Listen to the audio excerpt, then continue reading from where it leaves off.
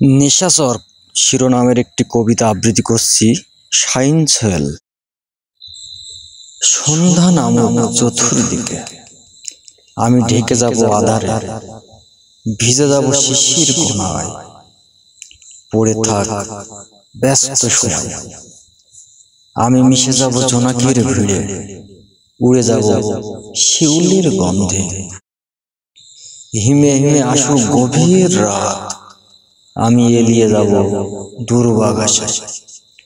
কুয়াশার চাদর জড়িয়ে গহীন আকাশে অপলক তাকিয়ে আমি শুয়ে যাব পলকের বাসনা, বলে যাব অগন্তি নিশিকথা।